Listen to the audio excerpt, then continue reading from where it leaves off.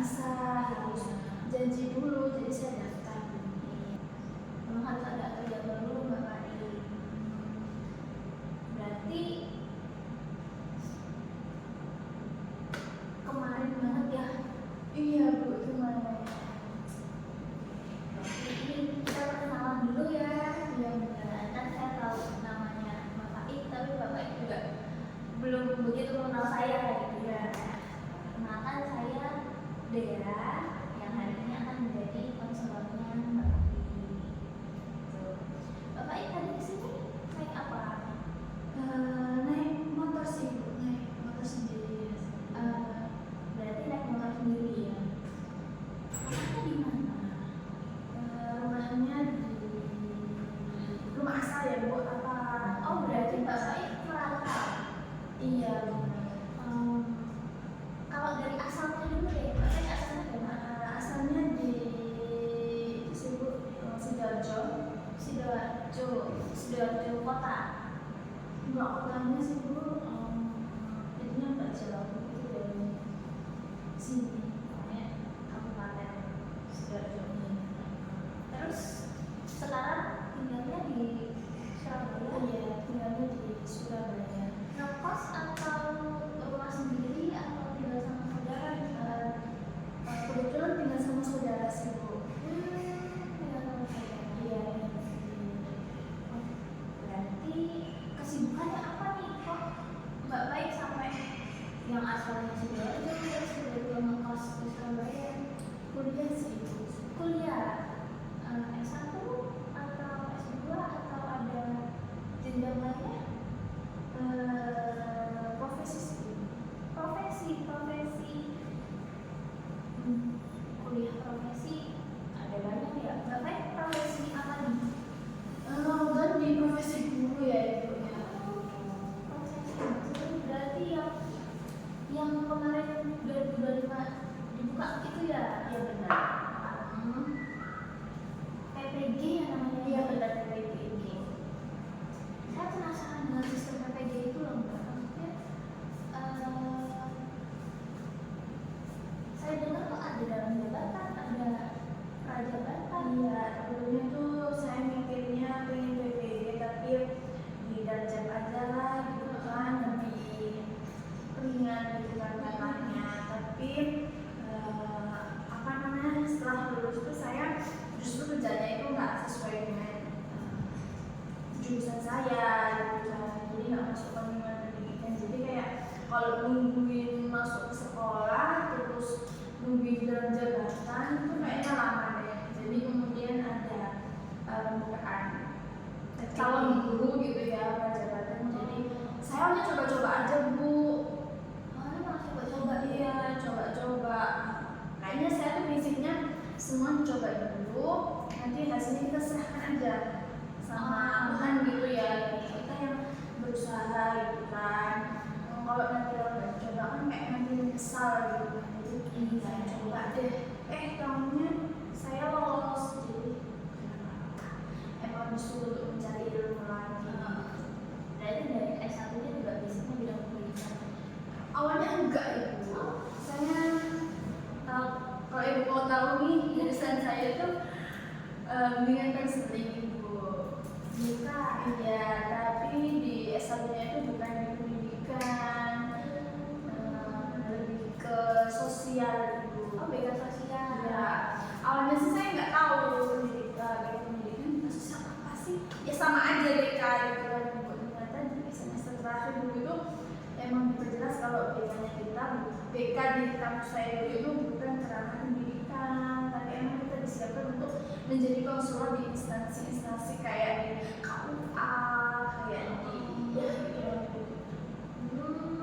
Berarti bukan yang terjun langsung ke sekolah-sekolah gitu ya? Iya. Oke, balik lagi PPG ini berarti Mbak Baik PPG prajabatan ya? Jadi calon guru. Iya, guru profesional. Oh iya, calon guru profesional. Benar, kalau misalnya guru juga sebenarnya bisa kan, cuman lebih profesional lagi makanya ikut PPG gitu. Berarti kesibukan Bapak sekarang ini kuliah kuliah sama PPL, sama saya juga lagi freelance juga. Oh, kuliah, PPL, freelance. Padat juga ya kegiatannya. Ya ibu mau lagi tetap harus. Kuliah itu berarti jadwalnya gimana Mbak? Kuliah kampus langsung offline? Kampusnya offline 2 hari, Kamis Jumat. Terus Senin Selasa Rabunya itu saya ke sekolah. PPL tadi ya. Oh, berarti untuk PPG-nya sendiri 5 hari itu dihabiskan full ya Mbak? Iya. 3 harinya Senin Selasa Rabu tadi PPL, Kamis Jumatnya kuliah. Terus untuk freelance-nya? Freelance itu kebetulan saya ambilnya malam. Oh, berarti setelah kegiatan kuliah selesai, saya ambilnya malam. freelance-nya apa kalau boleh? Ngajar bimbel. Oh, berarti emang ada tertarik di bidang pendidikan Iya. ya Ibu. Walaupun tadi Bapak bilang bukan dari sosial, tapi tetap ada rasa tertarik untuk di bidang pendidikan. Kesibukannya tadi kuliah, PPL, freelance, ada banget ya. Tentunya sekarang Bapak Ibu mau daftar, mau konseling dengan saya, pasti ada sesuatu yang ingin disampaikan. Sebelumnya Bapak sudah pernah melakukan konseling? Sebelumnya belum sih. Dan ini baru pertama kali Iya, Bapak yang melakukan konseling dengan konselor yang profesional ini baru sama ini. Oke, berarti saya izin menjelaskan dulu ya sebelum kita memulai proses konseling kita hari ini. Dalam sesi konseling hari ini ada asas yang mengatur berjalannya proses konseling, yaitu asas kerahasiaan. Jadi Bapak yang di sini bisa menceritakan apapun yang saat ini Bapak yang rasakan, Bapak yang alami tanpa harus merasa takut. Cerita itu akan tersebar karena saya sebagai konselor di sini mempunyai asas kerahasiaan yang cerita Bapak akan dicek untuk saya sendiri. Apapun yang kita bicarakan dalam ruangan ini tidak akan tersebar ketika keluar dari ruangan ini. Kemudian ada asas kesukarelaan, karena Bapak dengan sukarela menyampaikan cerita yang ingin Bapak sampaikan kepada saya. Untuk hari ini Bapak merasa sukarela menyampaikan sukarela. Apakah ada rasa takut seperti masih ragu-ragu menceritakan? Sebenarnya masih sih Bu. Oh iya, nggak apa-apa karena baru pertama kali juga kan, pasti nggak langsung plong. Cuman ya di sini saya menyampaikan bahwa ada asas kerahasiaan yang saya pegang sebagai konselor. Jadi monggo diceritakan sebebasnya Bapak aja. Baik, ya. Mungkin sekarang duduknya bisa dibikin nyaman dulu Mbak. Boleh sudah Ibu. Sudah? Sudah merasa nyaman? Sudah. Ya, kita mulai proses konselingnya ya kan? Ya. Silakan. Apa ada yang ingin diceritakan, disampaikan? Silakan. Sebenarnya saya masih berpikir kan saya sudah menyampaikan sudah menyampaikan kalau mencoba ternyata lolos. Saya pun kayak masih ragu dengan kemampuan saya. Masih merasa ragu dengan kemampuan Bapak ini. Mungkin Bapak bisa ceritakan lebih lanjut nih tentang rasa ragu yang dirasakan. Ragunya tuh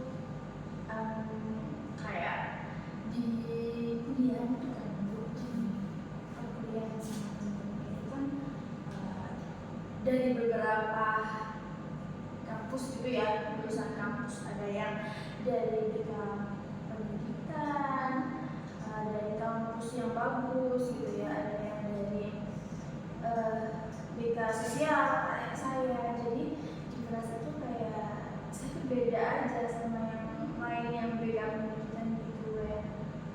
Kayaknya beda ya kemampuannya sama mereka.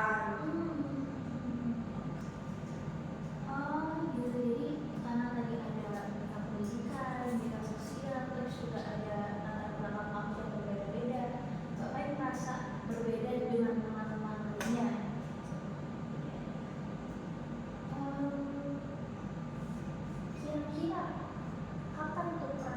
beda itu muncul? Seiring berjalannya waktu ya ibu ya, kayak sekarang kan udah semester 1 akhir gitu ya. Di kelas itu kayak ketika diskusi, ketika kayak bisa menjelaskan gitu kan kita juga butuh aktif ya. Dari situ saya tuh kayak nggak seaktif teman-teman gitu. Sebenarnya saya tuh pantas nggak sih ada di perkuliahan ini gitu loh Bu. Kayaknya saya nggak ada, ternyata saya nggak mampu deh kayaknya kayak mengejar kemampuan teman-teman tuh gitu sih. Berarti tadi Mbak Kai menggunakan kata beda itu dalam hal kemampuan memahami apa yang disampaikan dosen, kemampuan memahami tugas yang ada di aplikasi gitu kan. Jadi kayak agak ngomong gitu ya Bu ya kata-katanya gitu. Oke, berarti beda ya Mbak Kai maksud tadi itu beda dalam hal kemampuan. Terus juga tadi saya menggunakan kata tidak pantas. Iya Ibu. Iya, mungkin Mbak Kai bisa ceritakan lebih lanjut nih tentang rasa tidak pantas yang Mbak Kai maksud itu seperti apa? Tidak pantas ada di mengikuti perkuliahan PPG ini sih Bu. Soalnya kayak tertinggal gitu loh Bu, bukannya tertinggal, kita sama-sama lulusan sarjana konseling. Cuma kayak pemahaman tentang kayak teknik-teknik konseling pendekatan itu kayak teman-temannya di sini gitu ya. Saya tuh masih di sini gitu tuh. Jadi nggak pantas deh kayaknya kayak bersanding sama mereka gitu loh Bu, kayak enggak deh. Jadi Mbak Kai merasa tidak pantasnya itu karena merasa tidak cocok, tidak setara seperti Iya, itu sama teman-teman. Kira-kira kalau saya boleh tahu nih, perasaan itu muncul di situasi yang seperti apa? Rasa tidak pantas Di situasi yang dimana banyak sih Bu ya. yang paling sering dialami dalam situasi yang seperti apa? Bentar ya Ibu ya, saya pikir. Soalnya terlalu banyak yang saya anggap beda gitu. Berarti sering mengalami perasaan itu sering muncul. Iya betul. Terutama kayak kegiatan kelompok lah, tugas kelompok gitu kan. Di PPG juga ini kan kayak banyak tugas-tugas kelompok gitu kan. Kelompok PPL, kelompok besar kelas gitu kan. Jadi kayak teman-teman tuh ya Bu ya, kayak melihat tugasnya aja dia tuh udah paham gitu loh. Tugasnya ini nih, kita harus begini nih yang kita kerjain. Sedangkan saya harus baca dulu. Setelah baca tuh kadang harus penjelasan temen juga bisa memahami tugas itu. Terus kayak di kelas tadi yang saya sampaikan kayak kurang aktif gitu kan harus mencerna dulu kan Bu apa yang disampaikan, pahami dulu. Kayak belajar lagi gitu Bu dari nol gitu kan.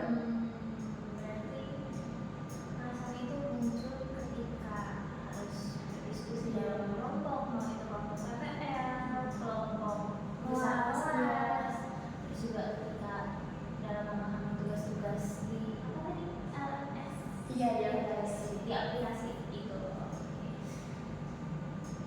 Ketika perasaan itu muncul nih, ketika perasaan itu terjadi, apa yang langsung Mbak Kai pikirkan tentang diri sendiri? pikiran buruk kali Bu. Pikiran dulu.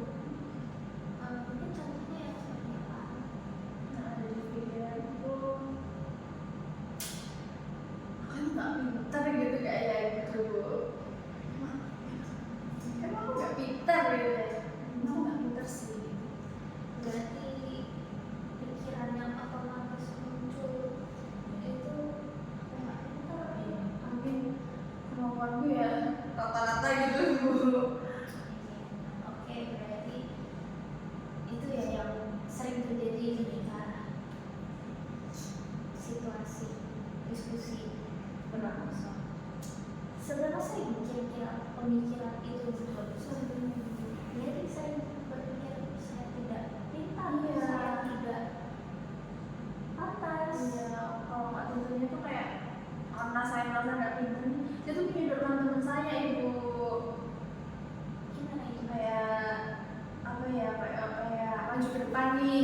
kelompok, siapa yang bicara nih yang merasa saya nggak mampu, kayak ada yang lebih mampu nih dari saya gitu, saya sodorkan gitu, ini aja gitu kan. Berarti yang Mbak lakukan menghindar dari situasi yang untuk menyampaikan pendapat, diskusi dan lain-lain, lebih untuk menghindar. Kalau secara emosi nih, emosi yang Mbak rasakan tuh apa sih ketika pikiran saya tidak pintar itu muncul? tertinggi sih Bu. Emang bener ya saya nggak pintar. Terus kalau saya nggak pintar nih BPI bisa lulus nggak ya kayak teman-teman. Terus kayak teman-teman tuh kalau sekelompok sama saya tuh kayak seneng nggak sih dengan keadaan saya gini. Kayak banyak yang saya pikirkan gitu loh Bu. Kayak yang belum terjadi pun saya pikirkan gitu. Berarti overthinking dengan rasa cemas, rasa khawatir, terus juga apa rasa malu juga iya sih. Berarti ada rasa cemasnya, rasa khawatirnya, ada rasa malu. Kalau ibu mau tahu nih seberapa cemas saya nih, kecemasan saya berlebih banget itu, saya ditanyain aja ya Bu ya tentang materi kuliah atau justru apa gitu, tangan saya tuh langsung dingin banget gitu. Dingin bener-bener tuh udah dingin karena cemas saya yang berlebihan itu loh Bu. Jadi reaksi tubuhnya juga iya, jadi langsung bikin tangannya dingin banget gitu. Dan anehnya itu ketika misalnya dibilangin nggak jadi nih menunjuk yang lain, itu reaksi tubuh saya itu kayak langsung hangat lagi gitu. bisa Iya bener, saya juga kayak secemas ini yang saya rasakan tuh fisik saya tuh juga ikut gitu, dinginnya tuh dingin banget gitu loh. Jadi ketika situasi ditunjuk itu tadi Iya.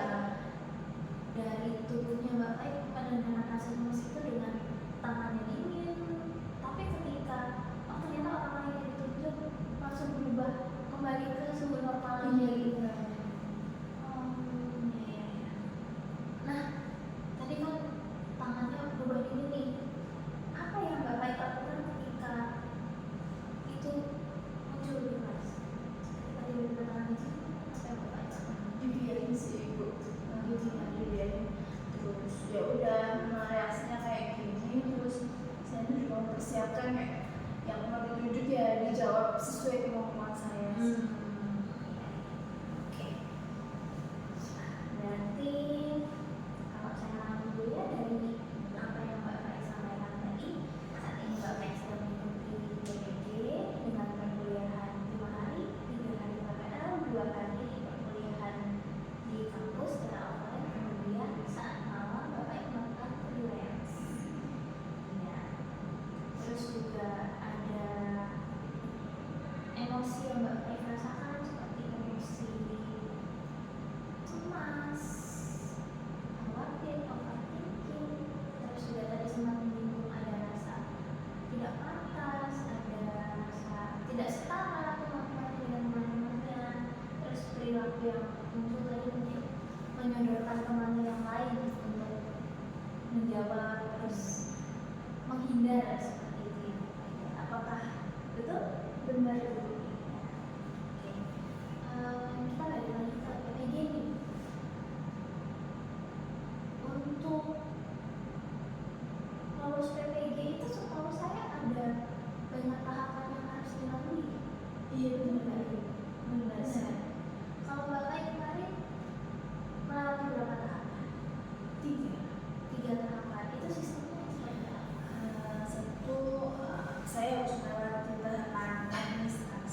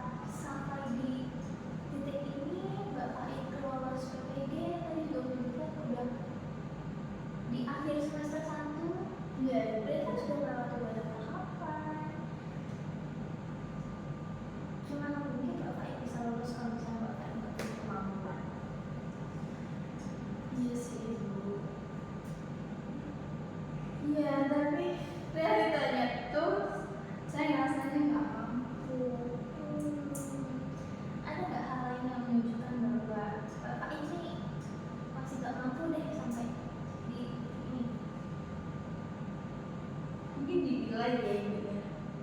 Ya aplikasi itu ada nilainya. Kayak kemarin UTS aja saya cuma dapat nilai 7 tuh. Berarti sistemnya itu langsung keluar nilai gitu. Ini nggak sih Bu, itu kayak yang tulis aja. Mungkin saya kurang teliti, tapi berarti kan kayak temen-temen tuh yang dapat nilai 100 sih Bu.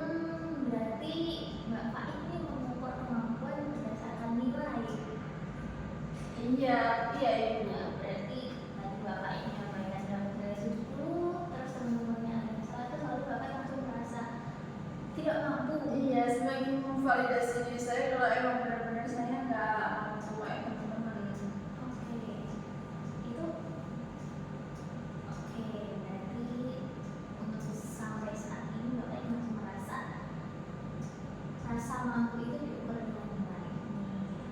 Jadi kan saya tanya tidak mampunya. Sekarang nih Bapak sudah menjalani PPG sampai akhir semester ini. Apa yang mampu Bapak lalui sampai saat ini? Saya bisa PBB dengan baik, mengerjakan tugas dengan baik, sama berkelompok dengan baik. Berarti Bapak bisa melalui semua tantangan dalam proses PPG ini. Bisa. Sekarang ini saya mau ajak Bapak untuk coba membayangkan nih. Coba Bapak bayangkan kira-kira dalam waktu 1 bulan ke depan, 1 bulan dari sekarang, bagaimana idealnya Bapak ingin berperilaku selama berkuliah PPG? Belajar yang rajin sih, banyak-banyak baca. Di aplikasi PPG itu ada beberapa modul, saya ingin baca itu yang banyak, terus lebih aktif Oke. di kelompok maupun di kelas ya, terus lebih disiplin aja itu sama terus. Berarti ada 3 tujuan yang Bapak sampaikan tadi ya. Ingin lebih rajin belajar dengan membaca materi LMS di aplikasi LMS tadi, terus ingin lebih aktif berpartisipasi di kelompok, terus kemudian ingin disiplin dalam mengerjakan tugas.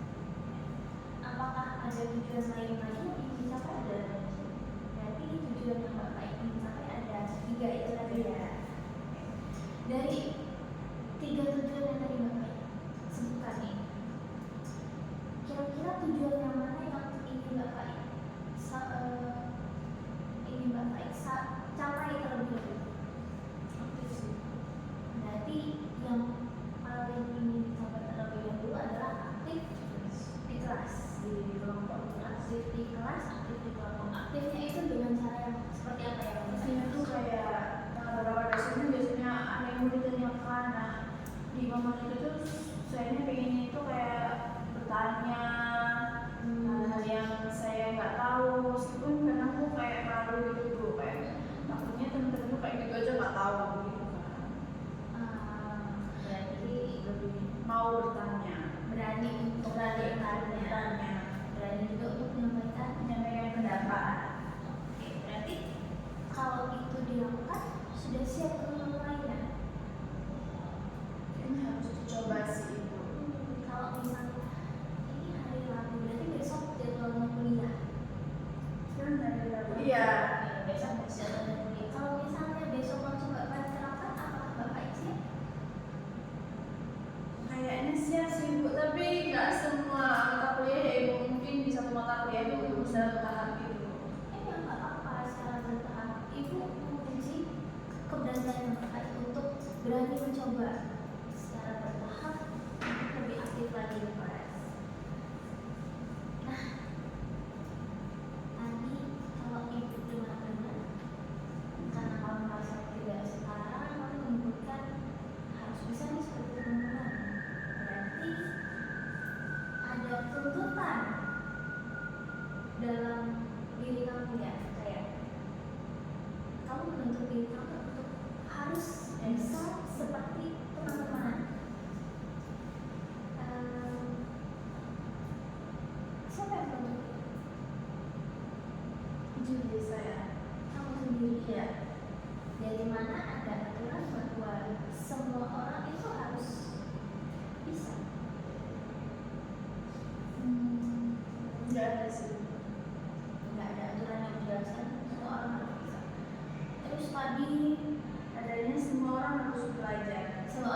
belajar. Iya, benar.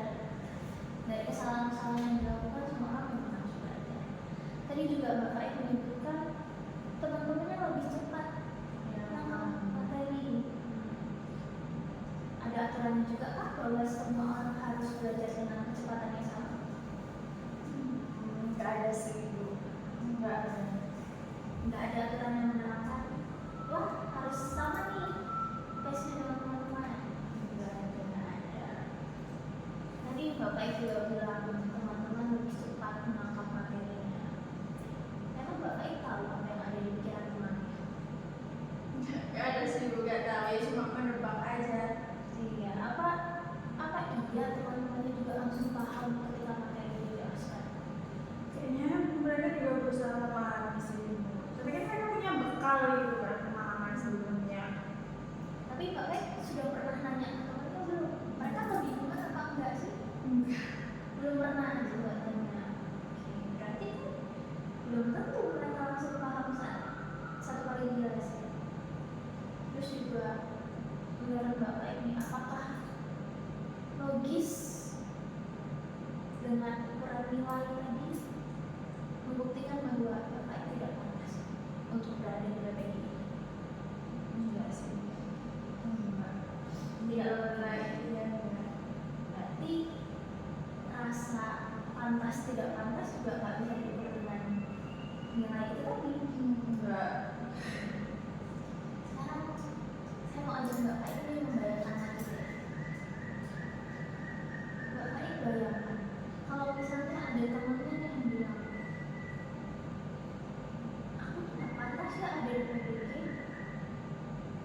aku tuh nggak pintar. Nah, apa yang Bapak itu coba sampaikan ke temannya? Pintar kok. Asal kamu mau belajar, mau mengejar. Kalau kamu mau bahasa pintar ya durasi belajar kamu harus lebih banyak daripada yang lain. Terus kita tetap merasa nggak pantas. Gimana rasanya? Kamu udah di sini. Harusnya ya kamu pantas, soalnya kamu udah terpilih. Bisa nggak kalau misalnya kalimat yang Bapak sampaikan tadi, Bapak sampaikan juga ke diri Bapak? Ya bener sih Bu, ya bisa. Bisa sih Bu. Ya tadi Bapak merasa bilang kamu bisa belajar, kamu pantas, kamu udah lulus sampai tahap ini. Coba kembalikan sendiri kalimat itu ke diri Bapak. Iya sih. Bisa mengatakan hal yang sama untuk diri sendiri. Iya sih Bu, saya panas. Saya udah lolos berarti udah pantas ya Bu. Gimana nih rasanya Bapak setelah mengucapkan kata itu? Lega ya, gitu ya. Ya pantas sih saya ada di sini. Pintar, tenang, pintar tadi gimana rasanya mengucapkan itu? Ya sih Bu. Lebih semangat. Lebih semangat. Kan Bapak yang bilang bisa kalau belajar. Enggak sih. Oke. Berarti ternyata Bapak itu pantas. Ternyata Bapak itu bisa loh. Dan tadi juga Bapak bilang nggak ada aturan yang harus sama. Walaupun Bapak menunjuk diri Bapak sendiri, ternyata yang terjadi seperti apa?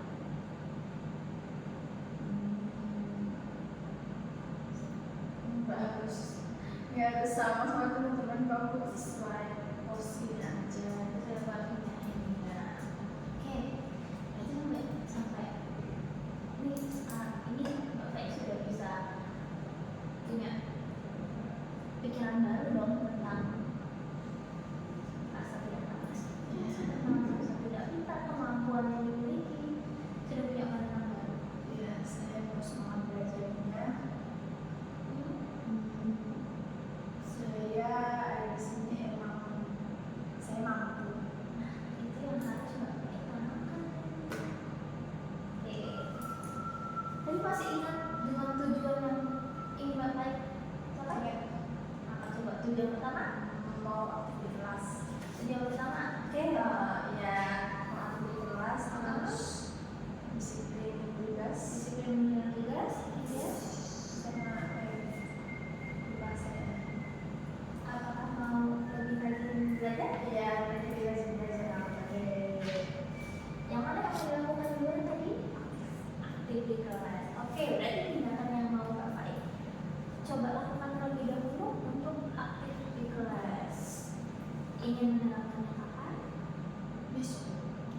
langsung. Iya.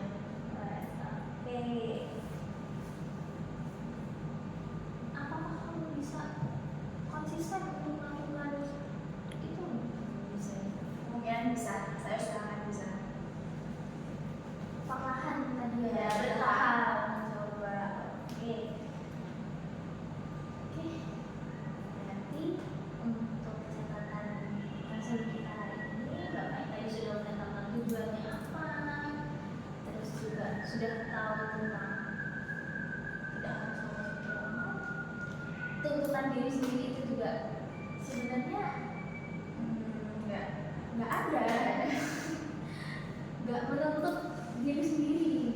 Ya sih. Oke, setelah sesi konseling ini kita lakuin dari awal tadi sampai saat ini, kira-kira bagaimana perasaannya Bapak pada saat ini, Mas?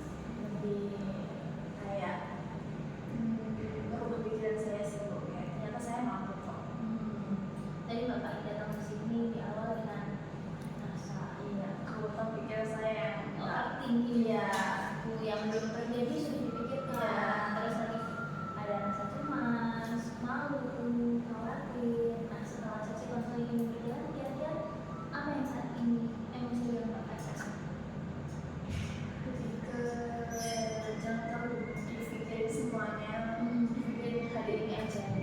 Apa yang terjadi hari ini dipikirin, yang besok-besok aja. Yang besok aja. Kalau tadi menyebutkan khawatir, cemas, sekarang apakah lebih berat? Itu jadi lebih apa ya? Mungkin nggak langsung Nggak bisa mengungkapkan dulu. Mungkin yang tadi Bapak sampaikan secara bertahap, karena masih takut juga kan. Yang awalnya khawatir, cemas, yang sangat-sangat overthinking dengan apa yang terjadi padahal belum dilakukan. Nah, sekarang mungkin merasakan takut, ya normal merasakan takut karena juga Bapak ini baru mau mencoba kan. Yang awalnya cemas kita turunkan menjadi rasa takut yang masih rasional. Wajar untuk merasakan takut ketika baru mencoba. Jadi ada penumpukan emosi negatif yang Bapak rasakan. Benar itu. Terus apa ada perasaan lain yang jadi setelah kita melakukan sesuatu Dari situ. sudah Bapak akan mencoba besok. Nanti kita harus menjadwalkan pertemuan berikutnya nih untuk melihat apakah setelah dicoba besok itu hasilnya lebih baik atau ternyata Bapak malah makin merasa takut makanya lebih bingung lagi. Kira-kira untuk jadwalnya Bapak sendiri kapan nih kita bisa menjadwalkan pertemuan ini? 2 minggu ke depan saya ibu. 2 minggu ke depan. Oke, berarti 2 minggu setelah hari Rabu ini ya. Oke. Berarti nanti setelah ini Bapak bisa minta kontak saja ya, resepsionis. Nanti kita jadwalkan untuk jamnya aja ya. Terus juga pertemuan berikutnya kita akan mengevaluasi kembali tentang apa yang sudah Bapak